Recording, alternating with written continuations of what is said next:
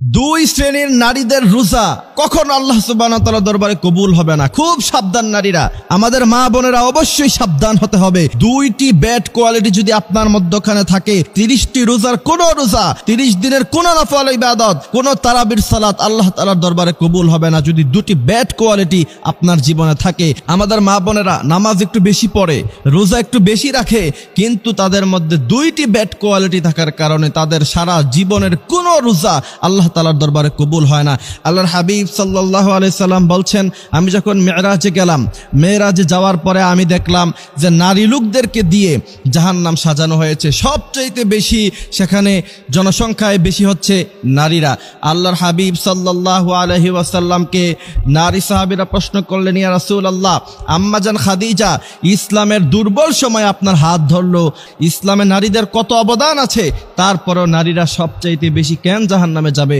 আল্লাহর হাবিব সাল্লাল্লাহু আলাইহি সাল্লাম বলছেন, দুটি ব্যাড কোয়ালিটি তাদের মধ্যে থাকার কারণে তারা সবচেয়ে বেশি জাহান্নামে যাবে। প্রথম নাম্বার ব্যাড কোয়ালিটি যেটা, সেটা হচ্ছে স্বামীর অবাধ্যতা হওয়া, কোনো কারণ ছাড়াই স্বামীর অবাধ্যতা।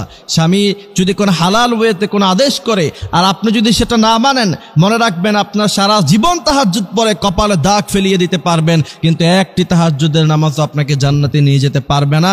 আপনার একটি রোজা আপনাকে জান্নাতে নিয়ে যেতে পারবে না। আপনার কোনো রোজা আল্লাহ তাআলার দরবারে কবুল হবে না।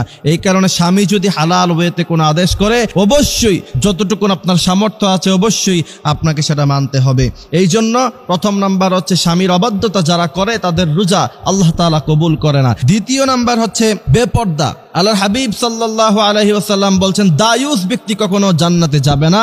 যদি কোনো মহিলাকে প্রতিদিন 40 জনেরও বেশি পুরুষ দেখে, জিনাল আইনুন নাযার, এটা দেখলে চোখের জিনার গুনাহ হয়।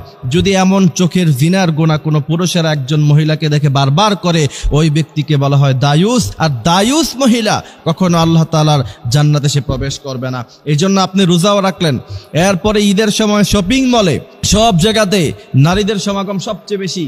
পুরুষেরা থাকে ব্যবসা বাণিজ্যে, ঘরে থাকে, আর নারীরা বাচ্চাদেরকে নিয়ে ইচ্ছা মতো শপিং মলে যায়, বেপর্দা হয়ে।